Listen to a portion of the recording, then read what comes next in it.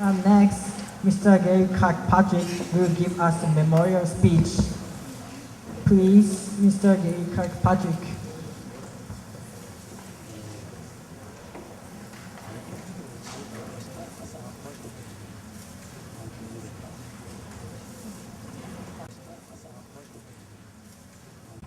All right, good afternoon, everyone.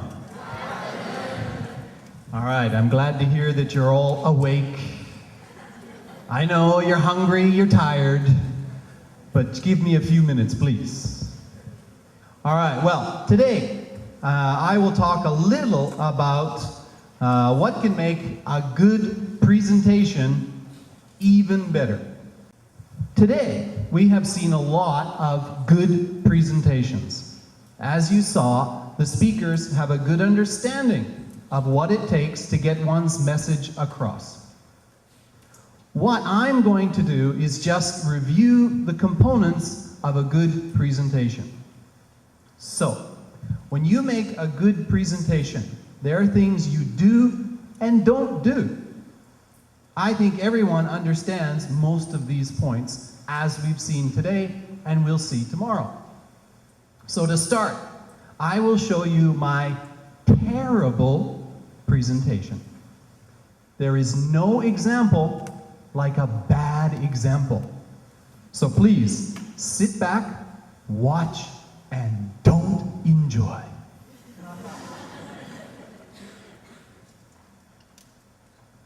Step 1, use too much information. Talk about a lot of things and talk really slow, and also don't use periods and just keep talking without stopping, and sometimes talk about something that isn't really part of your presentation, like Girls' Generation and Soo Young Choi and how beautiful she is, and make sure that you also use a lot of difficult to read charts that no one can read and really small text, and this will put everyone to sleep. Step 1. Step 2. Just read your handout. Just read your handout. Just read your handout. Just read your handout. Just read your handout. Just read your handout. Good night. Step 3. Use a flat voice. Don't use any stress or intonation. Try to speak English like you speak Japanese. No ups, no downs. Hello everyone, my name is Gary. Welcome to World Youth Meeting 2013. I will be the main speaker today. Excuse me. Step 4. Look bored. When you stand up here in front of the audience, do not look happy, or interesting, or exciting. Look bored, and your audience will be bored too. Use your body language to put everyone to sleep. Or, if you want to keep your audience awake, not nice, move a lot. Move around. Move for no reason. Or use unnecessary gestures.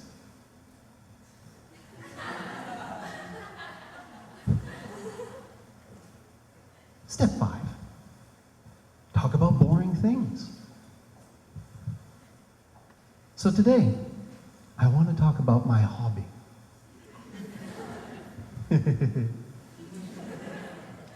I like to watch grass grow. It takes a long time, and you have to watch really carefully for a long time, but it's really interesting. Not. Step 6. Have too many slides and steps. The more the better. Don't worry if the audience can't read them. And show them quickly, too. So, that's how to make the perfect, boring presentation. Yes!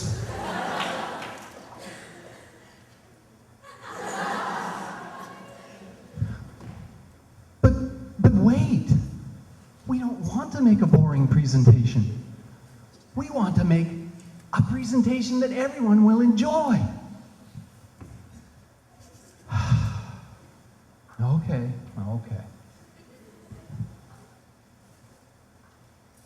Let's try that again. So what makes a good presentation? I think making a presentation is all about communicating. The key is to build a good connection with your audience. But how?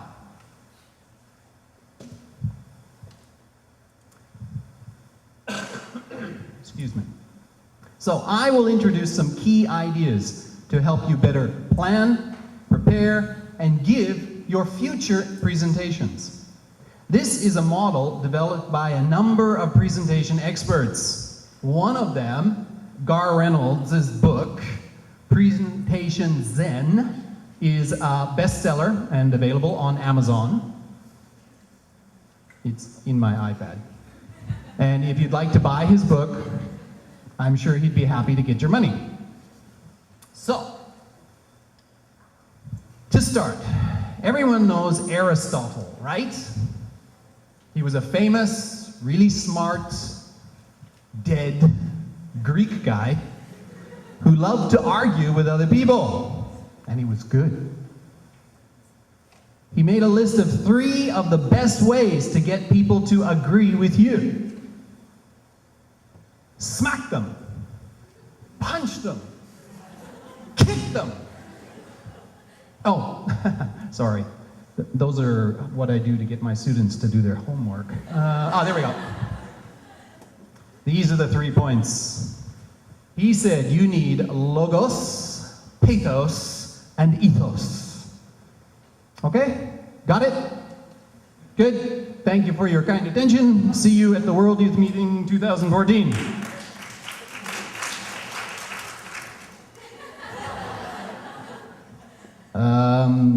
You didn't understand? Some of you? Let's look at them a little more closely. Logos.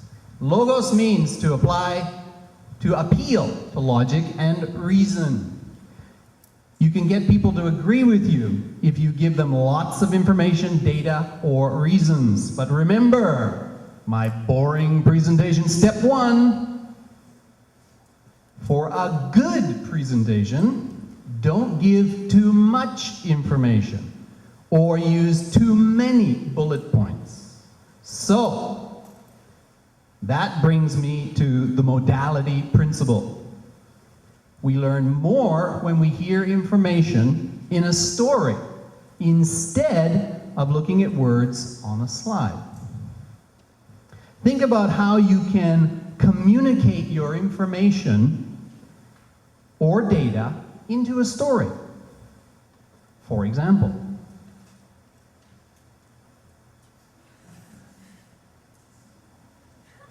so listen to my story.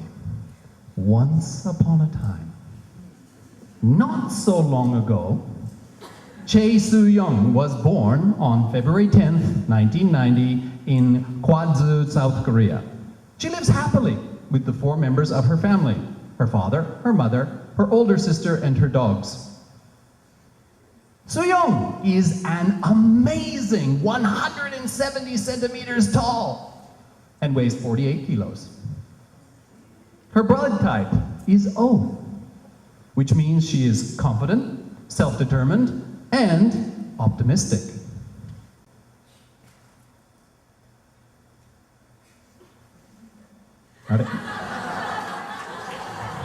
Which means, as an O-type, she's a perfect match for a B-type guy like me. So, the redundancy principle. If there's too much information, people will stop thinking. Information overload. A picture or a few pictures are worth 1,000 words.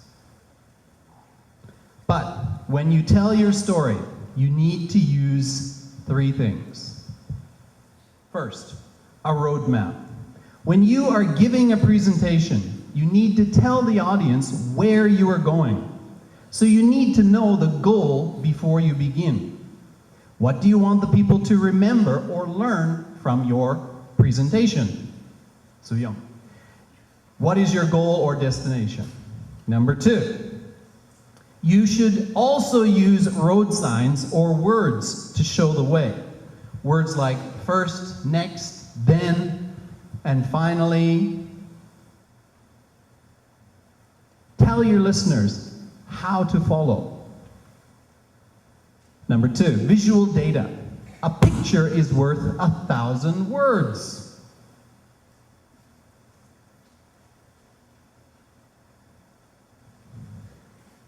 Ta-da! Number 3. Before you start to make your presentation, you need a clear goal or message to give to the audience. What do you want them to remember? Also, you need to make a clear plan of how you will get to the goal. So before you begin, you should decide on your goal, then decide on your key points. Use your strongest points. Try the rule of 3. Find your best 3 points and use those in your presentation. For example,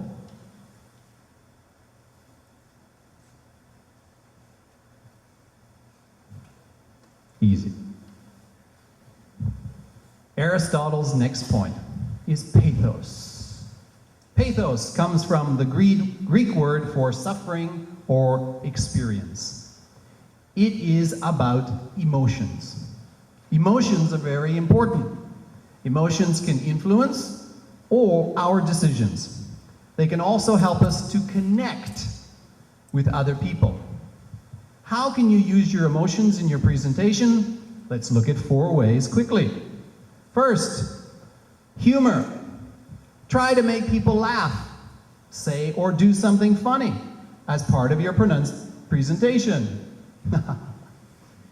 Number 2, passion. If you are passionate about your presentation, then the audience will catch your passion. Use passionate language. Fantastic! Incredible! Use gestures also. Number 3, try to use something that will surprise your listeners. Something that will make them go, wow, really?